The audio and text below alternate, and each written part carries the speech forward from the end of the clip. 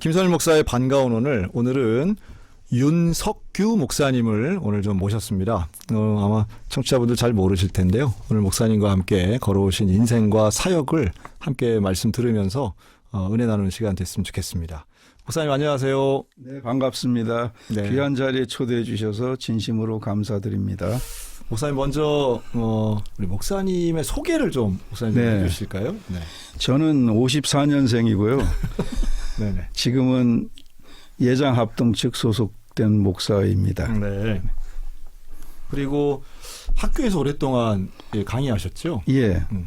뭐 정식 교수는 아니었지만 네. 하나님께서 저를 총신대 평생교육원 책임 교수로 만들어 주셔서 16년 동안 일하다가 지난 2018년 말에 퇴직하였습니다. 아이고 귀한 사역을 하시고 학교마다 평생교육원 사역들이 다 있는데 네. 신학교들마다 거기서 이제 쭉 사역을 하시고 학생들 가르치시고 예. 하셨네요. 근데 이제 목사님 원래 고향은 춘천이라고 네, 들은 것 같아요. 원래 고향은 영월이고요. 아, 네. 초등학교 때부터 춘천에서 중학교까지 다녔으니 네. 저로서는 제 유년 시절을 그렇네요. 춘천에서 보낸 것이죠. 그러다가 지금 몇 년 만에 춘천으로 다시 돌아오신 거예요? 계산해 보니까 53년 만에 이사를 왔더라고요. 와, 53년 만에. 53년이요. 대단하시네요. 뭐 사실은 그 정도 되면은 뭐 고향 타향의 개념보다도 네. 어떤 면에서는 또 다른 타향이시겠는데요, 춘천이. 네, 맞습니다. 네. 와보시니까 어떠세요? 50년 전하고는.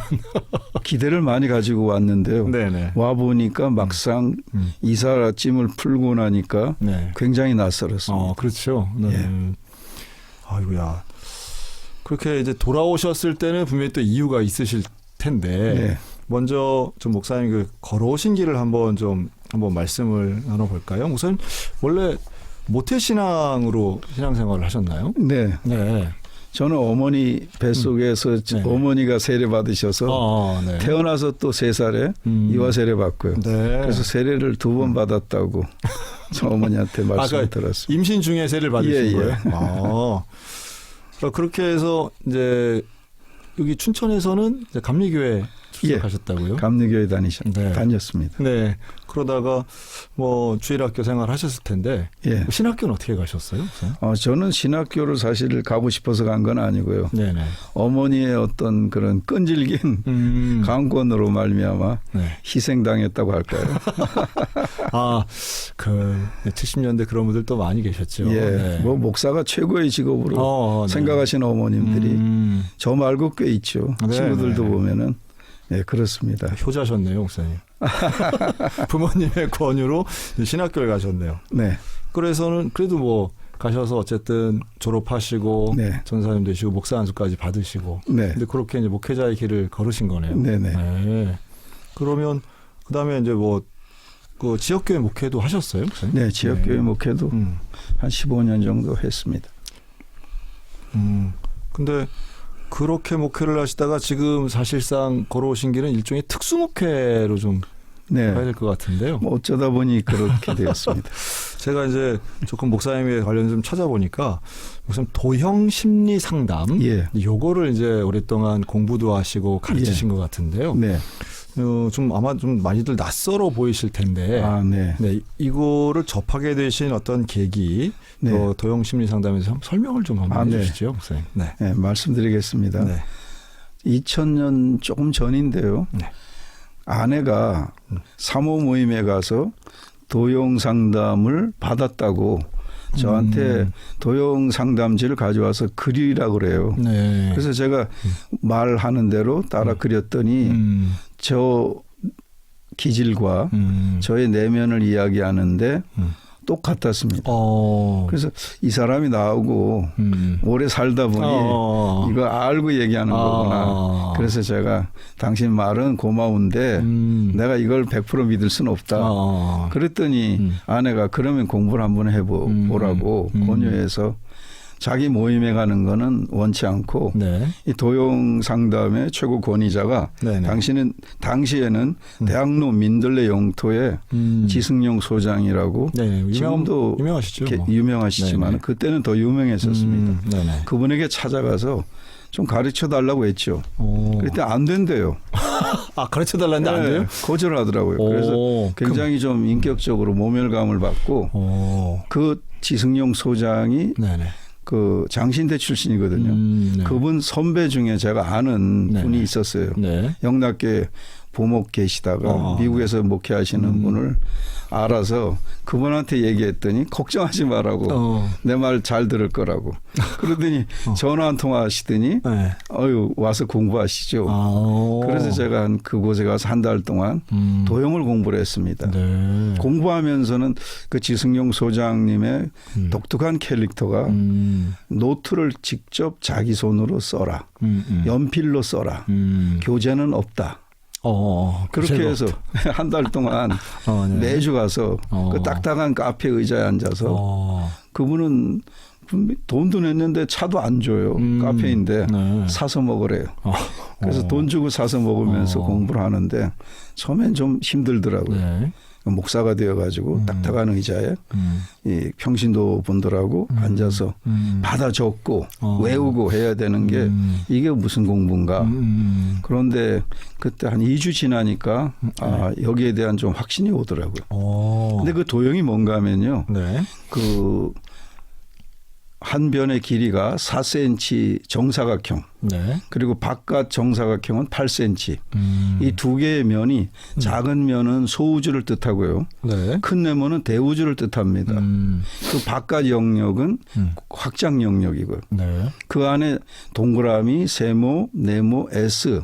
아, 작은 네모 안에다가 예, 네. 아니 작은 네모든 큰 네모든 네네. 자기가 좋아하는 도형 한 가지는 3번 그리고 나머지 도형들은 한 번씩 그리는데 이것이 1차 기질이 나오고 그래요? 2차 기질이 나오고 그리고 개인에 따라서 다릅니다만은 네네. 건강하지 못한 분은 심리적인 특수성 내지는 질병도 도형에 나옵니다. 그게 아마도 심리적으로 건강한 분들보다 좀 예. 문제가 있는 분들이 좀 더 잘 더 나온다 정확하죠. 이렇게 예, 맞습니다. 하시는 것 같더라고요. 예.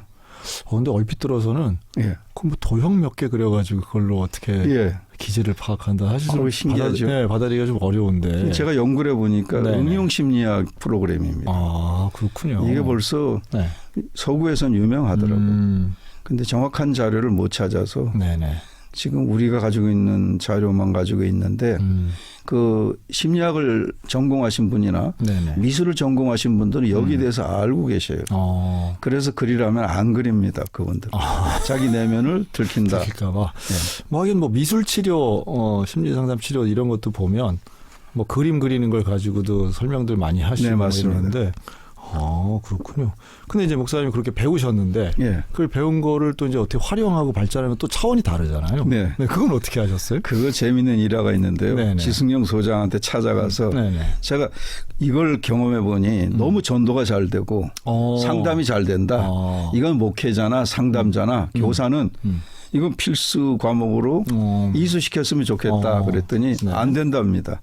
이것은 신비한 상담 도구, 심리 상담이기 때문에 이걸 오픈하는 순간 그 판도라의 상자가 열려서 여기에 대한 메리트가 다 떨어집니다. 안 된다고 그러시더라고요. 어떤 가치 보존 뭐 이런 걸 위해서. 그래서 제가 고민하다가 혼자서 터뜨렸습니다. 네. 네, 제가 그걸 받아 적은 걸 가지고 교재를 만들고 네. 다른 분들하고 이제 또 공유하면서 좀 업그레이드 시키고 해서 그것을 가지고 이제 도형 상담이라고 이제 교회에서 목회자반 만들고 네. 평신도 전도반 만들고 해서 공급하다가 네. 종신대까지 올라가게 된 것이죠. 그런데 목사님 병원에서도 사역을 하셨다면서요? 예. 병원 사역은 이제 좀 재미있는데요. 네네. 저는 뭐 MBTI로 하면은 ENFP거든요. 이런 성격은 네네. 사실 한국 지역 목회자 목회 문화에는 어울리지가 않습니다. 네. 권위도 좋아하지 않을 뿐더러 사람들을 교육하고 파송하고 이런 어떤 관리하는 면이 약점이 많습니다. 그런데 하나님이 이 약점을 아시고 저를 이렇게 만져주셔서 제가 원하는 특수 목회는 아니었는데 네네, 그렇죠. 학교 사역도 시작이 되고 이제 그런 병원 사역도 시작됐는데 네. 학교 사역을 먼저 말씀드릴게요. 네네네. 한 번은 친구 목사가 목회자 뭐 재교육 프로그램이 월요일 날 많지 않습니까? 네, 많죠. 우리 교단도 사당동 총신대 재교육 프로그램이 있어서 네. 같이 가자. 그래서 난 사실 그때 뭐 경제적으로 형편도 안 좋고 그래서 나는 안 갈란다 그랬더니 자기 혼자 가기 싫다고. 그래서 같이 갔죠. 되게 뭐 그런 식으로 가죠. 예, 따라갔는데 그 친구는 한 달 만에 대신방 해야 되고 목회가 바빠서 난 못하겠다고. 윤 목사 열심히 공부해 그러면서 빠지더라고요. 그래서 왜 내가 혼자 공부를 해야 되나 하는데 하루는 은사이신 부총장 지금 돌아가신 유준기 교수님이 네. 윤 목사 나 지금 교육부 들어가야 되는데 땜빵 좀 해. 너 강의 잘한다면서 그러시더라고요. 네. 그래서 뭐 1시간 90분 강의야 못 하겠습니까? 목사인데. 네. 그래서 제가 90분 강의를 이 기질 강의를 했습니다. 도용 상담을 가진 기질과 목회자의 이런 이야기를 90분 동안 논스톱으로 쫙 풀어줬더니 학생들이 굉장히 좋아요. 목사님 강의를 더 듣고 싶습니다. 나는 능력이 없으니까 너희가 총장한테 문자를 하든 메일을 보냈든 전화를 하든 열심히 해봐라. 그랬더니 정말 이 소문이 학생들이 요청을 해서 요청을 해가지고 네. 부총장이 다시 부르더니 저한테 그러는 거예요. 너 어떻게 강의했는데 너 강의 자꾸 듣게 해달라고 문자가 오냐 학교에. 그래서 생긴 게 네. 그때 당신 또 평생교육원, 사회교육원이 초창기였거든요. 네, 그렇죠. 초기였는데 우리 학교에 이제 사회교육원을 시작했는데 마땅한 과목이 별로 탐탁치 않은데 그때 부총장이 너가 이거 한번 내가 해줄 테니까 해봐라. 그래서 이제 교수가 된 것이죠. 처음엔 물론 강사였다가 한 2년 있으니까 그 부총장님이 야, 너 학생 수가 많으니까 이제 책임 교수 하게 해줄게. 그러셔가지고 이제 말이 교수가 된 것이죠. 그러니까 일종의 심리 상담 뭐 이런 과목이었겠네요. 그래서 그 학교에서는 상담학 교수들한테 제가 태클을 2번이나 받았습니다. 그렇죠. 또 그럴 수도 있죠. 이게 뭔데? 그렇지. 우리는 네, 맞아요. 뭐 이런 심리학자 얘기를 총신대 안에서 입도 뻥끗 못 하는데 프로이드 얘기했다가는 심할수 써야 되고 2번 했다가는 교수직에서 사퇴를 해야 되는데 어떻게 목사님 강의에는 뭐 그렇게 심리학자들 이야기를 쉽게 잘 하시느냐. 그래서 내가 하는 강의보다 학생들이 듣고 싶어 와서 오시니까 여러분들한테 한번 테스트한 기회를 주겠다고. 그랬더니 상담학 교수님들이 상담대학원 학생들 주로 보니까 선교사 사모님이나 목사님 사모님들이 많아요. 우울증 때문에 오시는 것 같아요. 그런데 그분들 도용을 제가 받아오시라고 했죠. 네. 그럼 제가 리딩해 주겠다고. 그랬더니 2주 만에 20몇 명을 받아오셨어요. 두 분이. 그래서 제가 쭉 보면서 이분은 상담이 필요하고 이분은 상담이 필요 없겠습니다. 이분은 우울증이 심합니다. 이분은 지금 자기 편집하는 습관 때문에 힘들어합니다. 이렇게 쫙 이렇게 리딩을 해드렸더니 두 분 교수가 깜짝 놀라시더라고요. 어떻게 아시냐고. 우리는 1년 동안 상담을 받아봐서 아는데 이게 도용 상담이라. 그랬더니 두 분이 그래요. 우리도 좀 가르쳐 달래요. 그래서 저는 개인 교수는 안 합니다. 강의실에 오셔서 들으십시오. 그랬더니 강의 시간이 안 맞는데 그건 할 수 없죠. 그래서 그 두 분의 태클을 넘어간 적이 있습니다. 그다음에 병원 사역 질문하셨죠. 네네. 그때는 제가 그 학교 사역을 하기 전에는 목회를 하고 있었습니다. 작은 등촌동에 작은 교회를 목회하라 했는데 권사님 한 분이 이제 다치셔가지고 병원에 입원하셨어요. 그때 그 개화산 자락에 동인당 한방병원이라고 있었는데 지금은 요양병원으로 바뀌었습니다. 그분이 원장님이 병원 밖에 사업을 하시다가 그만 부도가 난 것이죠. 그런데 그때는 병원이었는데 권사님 신방을 갔더니 기도해드리니까 옆에 있는 환자분이 기도해달라고 그러셔요. 그래서 기도를 다 해드렸죠. 그랬더니 건너방에도 목사님 여기도 좀 와서 기도 좀 해주세요. 그러는데 건너가는데 그 수간호사가 딱 막더니 목사님 안 됩니다. 왜 안 됩니까? 그랬더니 지금 의료법에 목사님은 방문 오시면은 목사님 교인만 하고 가셔야지. 막 이 사람 저 사람 만나면 안 된다는 거. 이러면 안 됩니다. 저는 그때 몰랐습니다. 그게 불법이라는 걸. 글쎄, 그게 막 불법까지야 되겠나요? 근데 이제 병원의 어떤 규정이겠죠. 예. 그래서 그냥 또 좀 면이 안 서지 않습니까? 네네네. 그래서 어떻게 하면 이 병원을 내가 자유롭게 기도해 줄 수 있을까? 네. 아, 병원장을 전도하자. 알아보니까 병원장이 아주 착실한 불도 신자래요. 착실한. 네. 예, 예. 그래서 뭐 가보니까 병원 안에 불교 흔적도 있고 그래서 원장을 찾아갔죠. 처음에 사형리를 아십니까? 그래서 제시했더니 네. 이거 압니다. 그러시더라고요. 그래서 내가 그랬죠. 모르시면서 안다고 그러시면 안 됩니다. 그 시작을 했더니 지금은 진료 시간이라 이런 개인적인 대담을 얘기를 할 시간이 아닙니다. 그래서 그 다음엔 제가 특진 신청을 해갖고 들어갔습니다. 윤석기 환자 들어오십시오. 네네. 들어갔죠. 네. 어떻게 오셨습니까, 목사님? 그러시더라고요. 그래서 사형리 두 번째 들어갑시다. 그랬더니 웃어요. 진료 시간인데 3분 동안 나 샀으니까 앉아 계시라고. 그래서 원장을 전도하기 시작했는데 세 번째 갔더니 네. 원무과장을 부르더라고요. 그러더니 화를 내면서 이분 앞으로 나한테 특진 신청 못하게 막으라고. 그러더니 나가시라고. 그리고 진료빈 돌려드리라고. 그래서 저 또 모욕을 당하고 나왔죠. 나와서 가만히 생각하니까 이대로 뭐 물러앉을 수는 없다. 네. 그래서 제가 아이디어를 냈지요. 네. ENFP가 아이디어가 많습니다. 그래요? 그래서 제가 네네. 찾아갔죠. 뭐 네. 신청도 안 되고요. 그 환자 부르는 사이에 텀이 있지 않습니까? 네네. 다음 환자 들어오세요. 제가 먼저 들어가서 원장한테 제가 좋은 아이디어가 있습니다. 네. 제가 월요일마다 쉬는데 자원봉사를 여기 와서 하겠습니다. 저한테 기회를 주십시오. 기도도 해드리고 환자 상담을 해드리는 목사로 하루를 자원봉사하겠습니다. 네. 안 되는 줄 알았어요. 그렇죠. 네, 불교 신자가 뭘 분위기로서는 뭐 그랬는데 오케이 하시더라고요. 그래요? 그럼 내가 스님이 아닌데 왜 오케이 하시냐 그랬더니 아니 스님 오면 좀 좋아요. 그런데 안 오시고 목사님이라도 오시니까 저를 도와주시겠다는데. 그래도 좀 종교에 좀 열린 분이시네요. 예, 맞습니다. 네. 네, 그래서 제가 조건을 걸었죠. 그러면 원장님 그렇게 말씀을 하시는 건 좋은데 직원들 다 있는 데서 저한테 원목 가운을 입혀주시고 임명장을 주십시오. 그러면 제가 자원봉사 하겠습니다. 그랬더니 다 언제 월요일 날 아침 8시 20분까지 직원 식당으로 오십시오.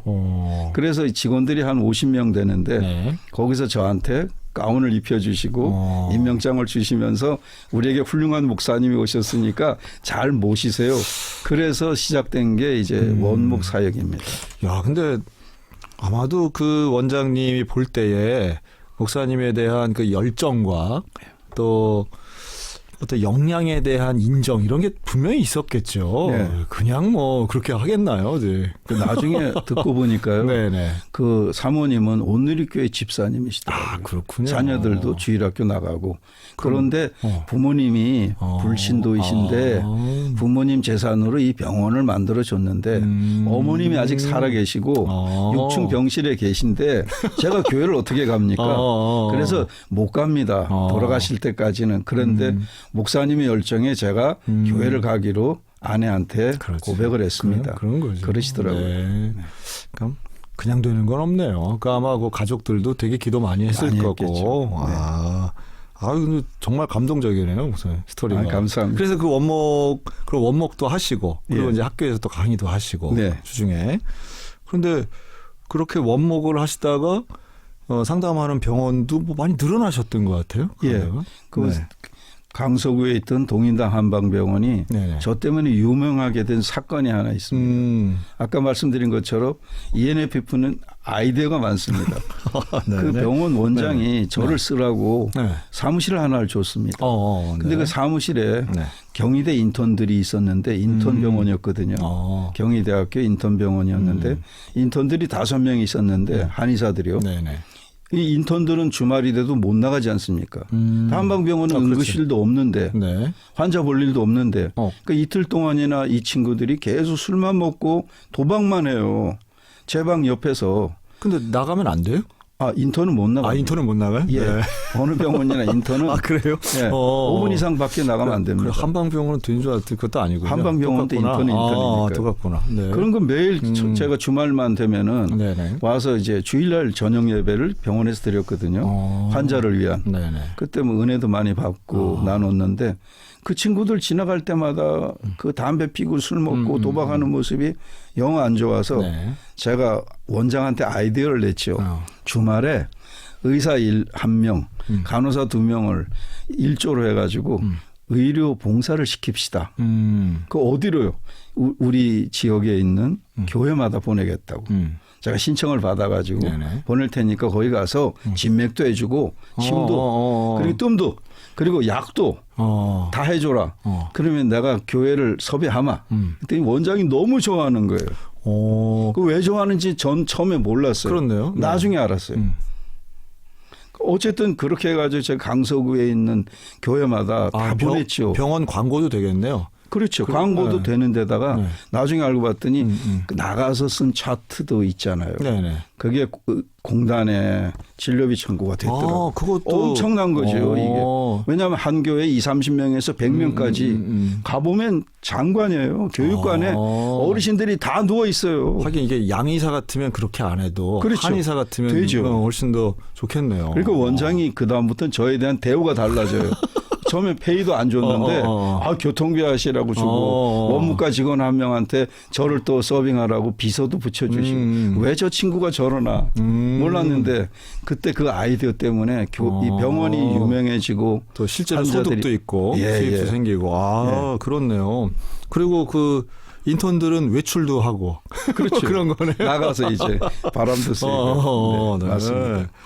다들 좋아하긴 했겠네요. 근데 그게 이제 또 재미있는 사건이 하나 있어요. 제가 원목이라고 가운을 입고 이제 월요일마다 신방을 하지 않습니까? 병실 방문을 하는데 5층 어느 병실에 갔더니 한 남자분이 저를 딱 붙잡더니 목사님 살려주십시오 그러셔요. 제가 의사가 아니고 목사입니다. 압니다. 저도 목사입니다. 그러시는데 그분이 뇌졸중으로 입원해 계시는데 입원비가 그때 개인 본인 부담이 200만 원대였거든요. 이게 너무 많아서 제가 낼 수가 없어서 퇴원해야 되는데 퇴원하면 저는 죽어요. 그러시더라고요. 그래서 저한테 부탁을 하시길래 제가 원장한테 가서 상담을 했죠. 500메토실 두가 있는데 이분 좀 어떻게 본인 부담을 좀 없애줄 수 없냐. 없애줄 수. 네. 그랬더니 원무과장을 또 불러요. 그러시더니 그 환자 아니야. 얘 압니다. 그러시더라고요. 그거 없애줄 수 있냐 그랬더니 이렇게 저렇게 사회보장 저쪽으로 해서 할 수 있겠습니다. 그럼 그렇게 해드려. 그래서 그분을 오케이 했죠. 어이구야. 그런데 몇 달 있다가 또 한 분이 그러시는 거예요. 아마 그분한테 들은 이야기가 있는 것 같아요. 저를 붙잡더니 목사님한테 얘기하면 해결될 수 있다. 이런 거지 뭐. 저는 일본 선교사입니다. 그러시면서 자기도 살려달래요. 이번 또 선교사님. 그래서 또 원장님 찾아갔죠. 제가 단순해서 가서 그랬더니 원장님 화를 내요.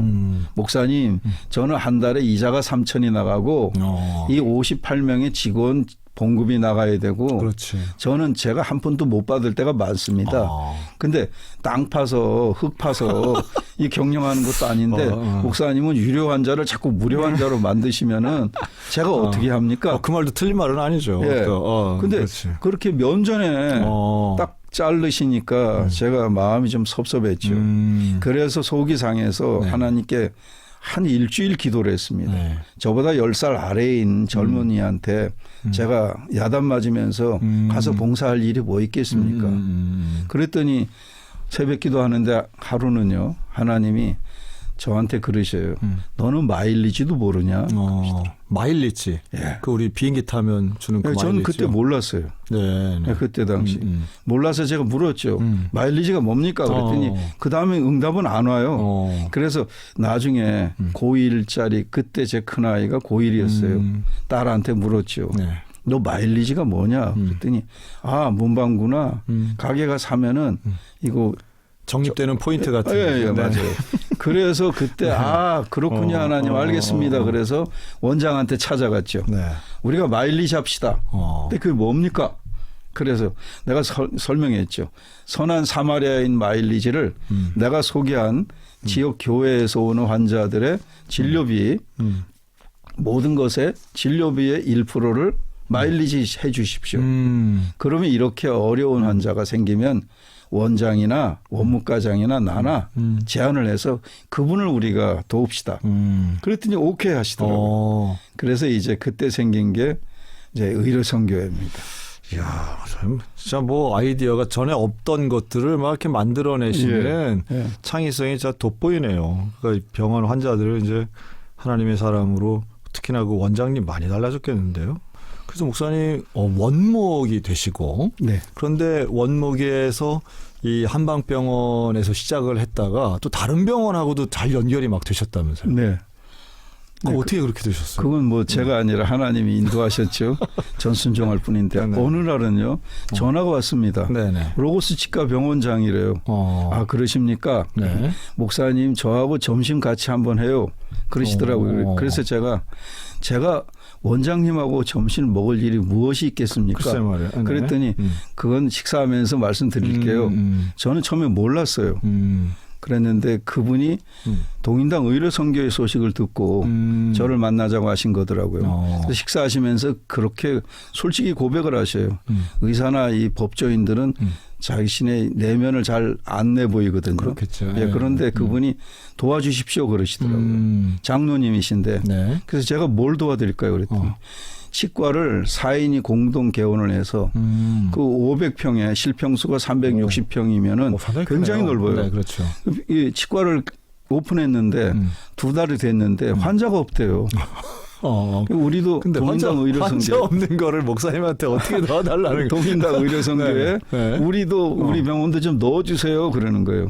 그때는 막 강서구나 양천구에 네. 이 동인당 한방병원이 좀 유명해지고 목사님들이 성도님들이 와서 네네. 진료 혜택을 받고 DC를 받고 그 소문을 들으시고 네. 저는 처음 보는 분인데 그래서 물었죠. 그러면 로고스 치과는 우리 회원들한테 어떻게 해주겠냐고 그랬더니 목사님들은 50% 아이고.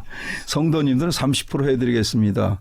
동인당 한방병원에서는 목사님 10% 성도 5%였는데 이게 갑자기 이렇게 확대되니까 눈이 저는 쑥 나오더라고요. 근데 이름이 좋네요. 그래서 네. 로고스라면은 당연히 그 크리스천 병원이고 뭐 그런데 또 할인율도 대폭 크네요.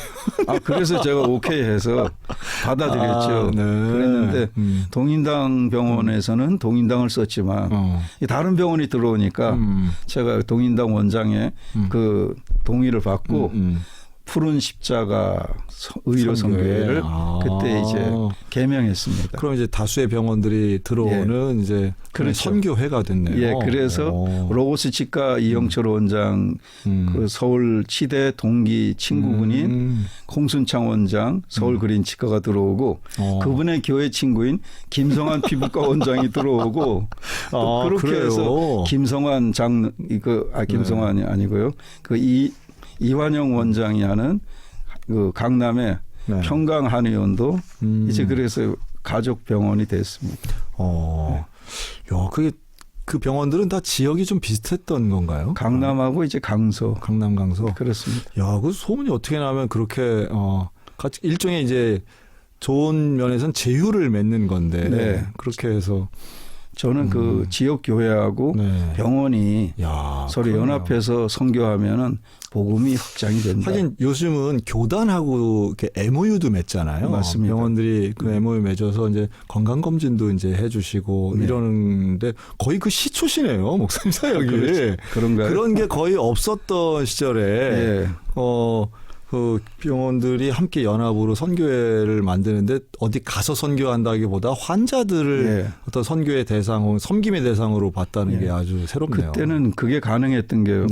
그 치과나 안과나 피부과, 한의원 이런 곳은 의료보험에 적용이 안 되는 진료가 많았습니다. 그거 좀 옛날 얘기네요. 진짜. 그렇죠. 네네. 그러니까 목회자든 성도님들은 돈이 없으면 치과도 못 가고 맞아요. 안과도 못 가고 그걸 제가 이제 가운데 원장들을 설득해서 할인해드리고 그러니까 이제 그렇게 된 그 거죠. 병원에서의 그런 진료비의 어떤 그 여유나 수가 조정할 수 있는 분량이 좀 있었던 시절 얘기네요. 그래서 저는 오해도 많이 받았어요. 좀 뭐 무슨 이렇게 오해요? 뭐 그런 뭐 브로커 같은 그렇죠. 이런 그런 그래서 원장들이 네. 저한테 그래요.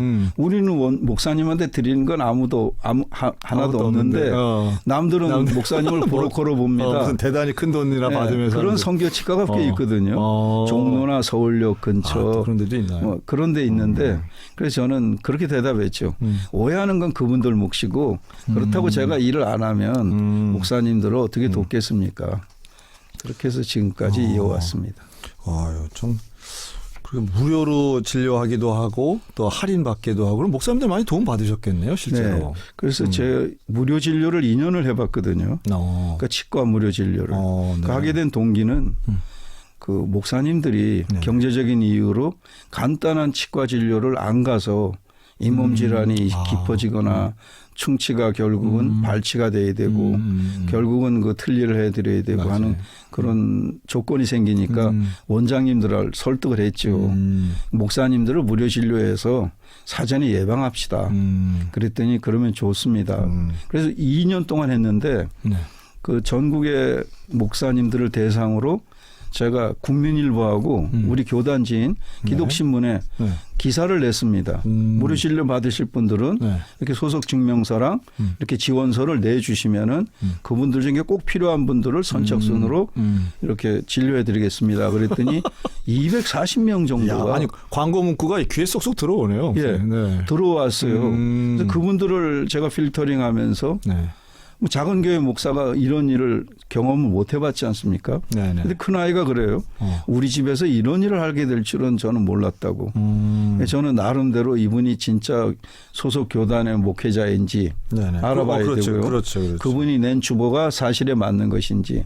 그렇게 해서 이제 한 40명을 선정을 해서 2년 동안 무료 진료를 해드렸는데 대부분이 임플란트나 틀립니다. 네. 근데 한 번은 강남 서울그린치과 원장이 저를 부르시더니 목사님 위생장갑을 끼고 이 목사님의 일을 한번 만져보세요. 누워 계신 50대 목사님이신데 제가 의사는 아니지만 위생장갑을 끼고 치아를 만졌죠 그랬더니 피아노 건반처럼 들어갔다 나와요. 그게 무슨 말이에요? 그거 빠졌다는 깜짝 얘기인가요? 놀랐어요. 안 빠졌어요. 근데 들어갔다 나오는 게 뭐예요? 이게 잇몸 질환이 깊어져 가지고 이가 있긴 있는데 쓰지는 못하는 이죠. 그러더니 이 원장이 그래요. 이분은 잇몸 질환을 방치해서 이를 다 빼야 됩니다. 그리고 인공 잇몸 시술을 먼저 해야 되고 그 위에 임플란트를 해드려야 됩니다. 아이고야. 그분은 치아를 다 해드렸어요. 자, 이렇게 해보시면 생각해 보시면 좋겠어요. 저는 뭐 무슨 후원자가 있는 것도 아니고 네네. 무슨 교단이나 큰 교회 지원을 받은 것도 아닙니다. 그냥 단순히 시작하는 것이 어려운 목회자 성도님들을 진료비를 깎아주자. 그렇게 시작했는데 목사님들의 이 치과 수준이 너무 열악하니까 이걸 예방하는 차원에서 좀 무료 진료해 드립시다. 그랬는데 원장님들이 자기가 재료비도 내지요. 기공소료도 내지요. 허허. 자기 그 직원들 봉급도 자기 돈으로 내지요. 거기다가 또 세금도 내야 되잖아요. 네네. 근데 이 원장님들의 수고는 많죠. 그렇겠네요. 그런데 그분들이 정말 훌륭한 장로님, 집사님이셨기 때문에 네, 제가 다 부담하겠습니다. 지금까지 번 돈을 이런 데 쓰면 좋죠. 그래서 했는데 네네. 그 강남 그린치과 홍순창 원장님은 2년 후에 그 강남 세무서에서 검열이 나왔어요. 뭐 다른 치과에서 뭐 신고를 한 것 같다고. 그래서 검열이 나왔는데 그 국세청 팀들이 와 보더니 그 무료 진료한 차트 그리고 그 CT, 그 엑스레이 필름이 한번 찍히면 거기 다 입력이 된답니다. 네. 기계 네. 지울 수가 없대요. 네. 근데 그걸 보더니 국세청이 당신이 이렇게 진료를 많이 했는데 이건 다 빼돌렸다. 아, 빼돌렸다. 그렇죠. 무료 진료입니다. 우리는 그거 인정 못한다. 그러니까 지금 같은 이런 이제 신용카드 이런 시대가 아니었기 그렇죠. 때문에. 네. 현금 받고 네, 이거 네, 네. 당신 이거 없앤 거 아니냐. 그래가지고 거기에 대한 세금, 범칙금 해가지고 네. 그 우리 목사님들 진료한 게 그분이 낸 게 한 1억이 좀 넘습니다. 어이구야, 그래요. 총액이 3억이 넘게 나와서 그때 그 사건 이후로는 무료 진료는 못하고 꼭 필요할 때는 사진을 찍으면 엑스레이도 바로 지우고 그렇게 하고 있습니다. 뭐 안타깝긴 하지만 또 어떤 면에서는 또 그 정부의 또 처신도 또 이해는 좀 맞습니다. 되네요. 예, 예. 오늘 우리 윤석규 목사님과 함께 정말 그 좀 특별한 사역, 심리상담과 또 원목 사역 말씀 들었는데요. 목사님 그런데 이제 그런 사역들을 좀 창의적이면서도 새로운 시도를 통해서 좀 대사회적인 목회를 하셨다 이렇게 좀 보여지는데 그러고선 앞으로의 뭐 현재 하고 계시는 일, 또 앞으로의 계획, 또 춘천에서의 어떤 비전 이런 것도 좀 말씀해 주시면 좋겠네요. 네, 감사합니다. 네. 제가 20여 년 동안 네네. 학교에서 강의하거나 나가서 상담을 하거나 그렇게 해서 사역을 하다 보니까요. 네네. 제가 사실 제일 궁금한 게 몇 가지가 있었거든요. 네. 그중에 하나가 왜 학교나 교회에서는 행복을 가르치지 않는가. 행복. 네, 네. 축복론만 얘기하지 교회에서는. 그리고 학교에서는 늘 점수만 얘기하지 네. 사람의 행복에 대한 정확한 지식이나 정보 혹은 훈련 하는 단체를 못 보았습니다. 그래서 제가 강의하면서 기질론을 가지고 강의하고 개인의 비전, 솔루션 이런 것들을 강의하거나 1대1로 이제 그 코칭을 해 주는데 네네. 이게 개인적으로 해서 될 일이 아니구나.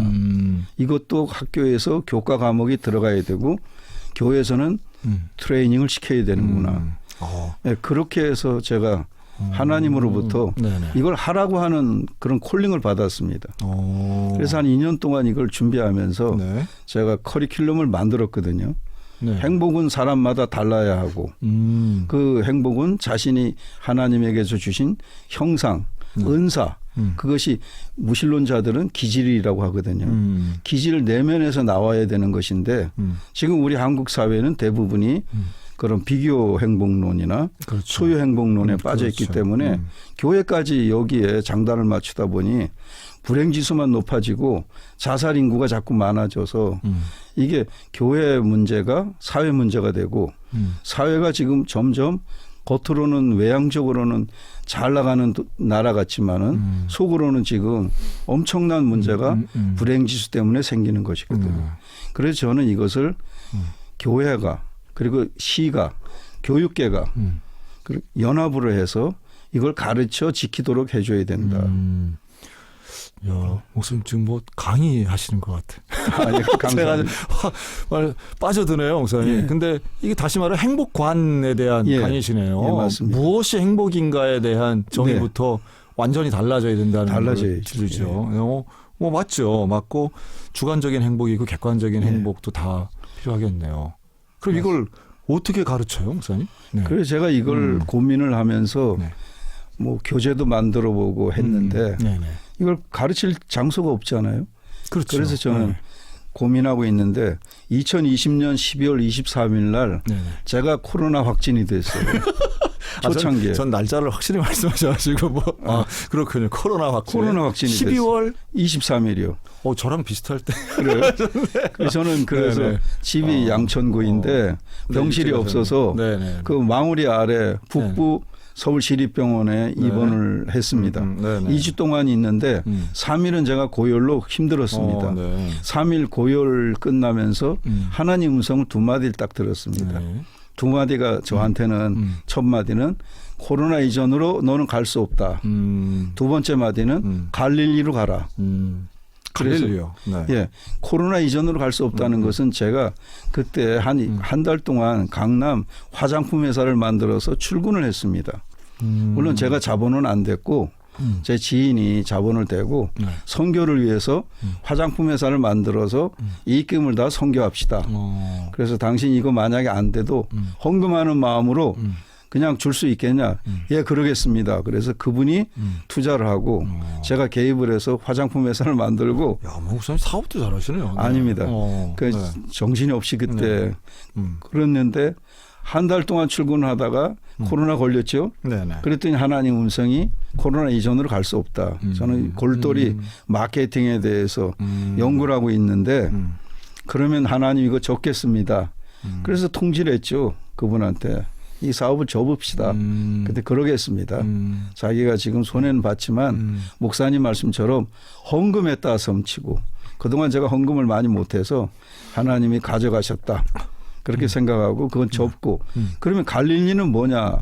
제가 아무리 골똘히 생각해봐도 예루살렘에서 갈릴리를 제가 가봤거든요. 두 번은. 네네. 가보니까 서울에서 갈릴리라면은 춘천밖에 없구나. 위치상으로나 특수성이나. 그리고 저한테는 춘천이 갈릴리라고 하면은 제일 기쁜 소식이죠. 네. 그래서 제가 하나님이 저한테 춘천에 가서 행복 교실을 하라고 하시는구나.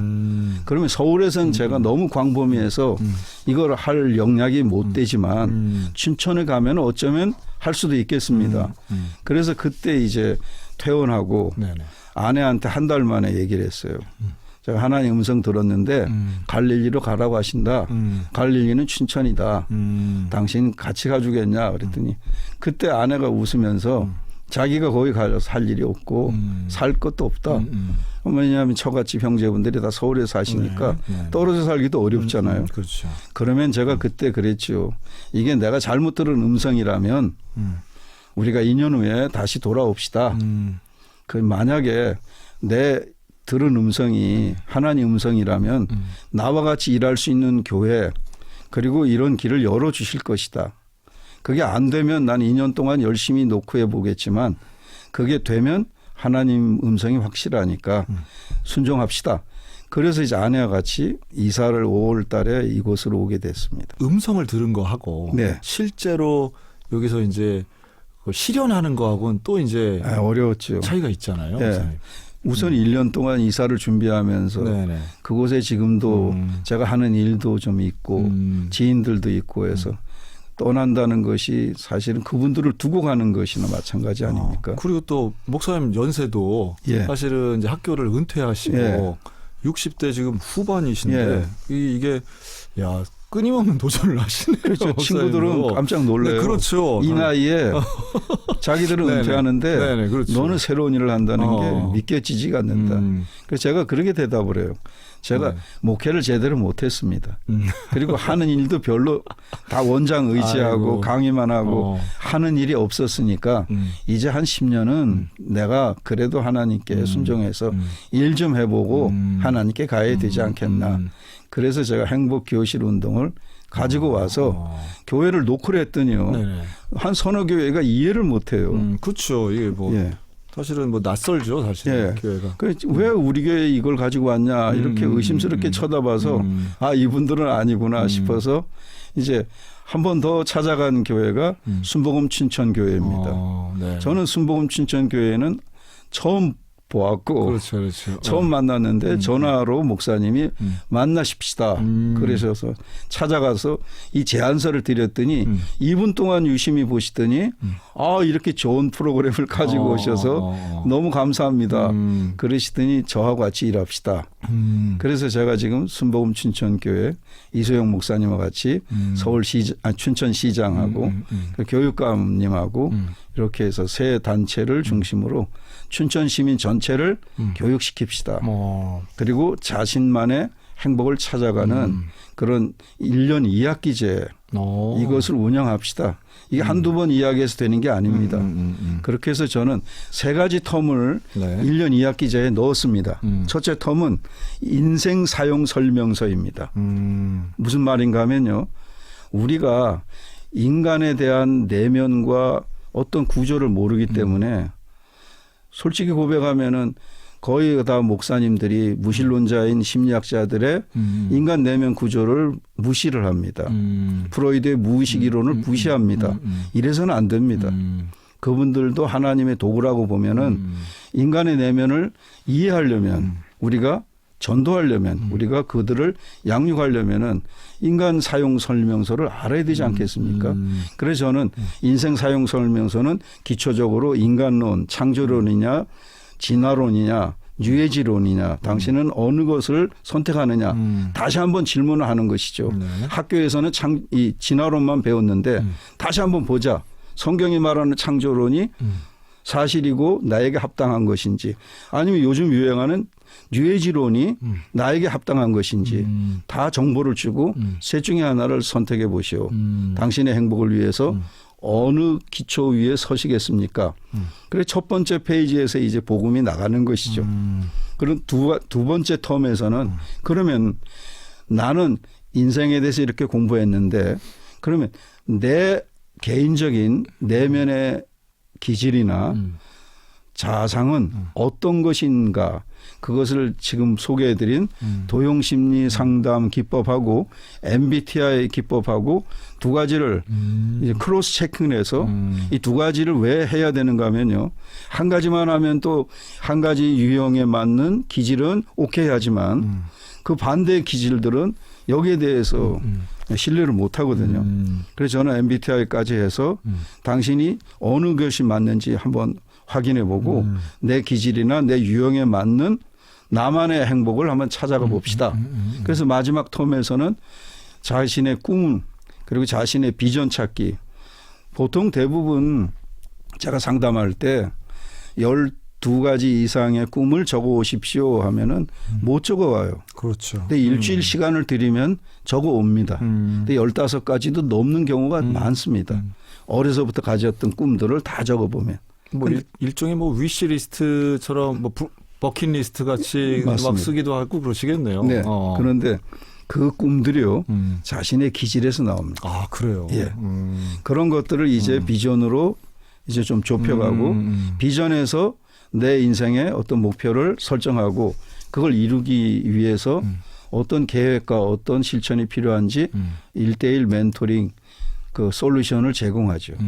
그래서 1년 2학기제가 필요한데 네. 문제는 초등학교나 중학교 학생들을 가르치는 교과에서는 1년 2학기제가 도저히 무리일 것 같아요. 그렇죠. 그게 뭐 다른 교과 과정들이 있을 텐데. 예. 네. 그래서 저는 1년 1학기제로 학생들은 어린이들은 1년 1학기제에 나만의 기질과 유형을 찾고 거기에 맞는 꿈을 가지는 거. 요즘 청소년들이 꿈이 없는 것이 정말 문제거든요. 그래서 그런 것들을 운동하려고 지금 춘천에 와서 네. 기도하고 준비하고 있습니다. 아유, 일종의 뭐 행복학. 네, 맞습니다.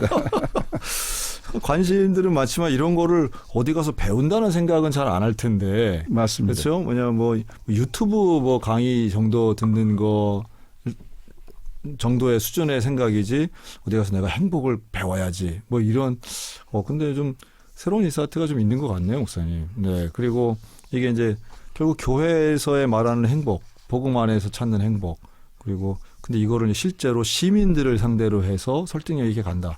아마도 목사님 처음에 병원에서 원목 되실 때랑 좀 비슷하게 처음에는 좀 황당해 보이지만 그 다음 단계를 목사님 창의적으로 계속 접근해 나가시면 네.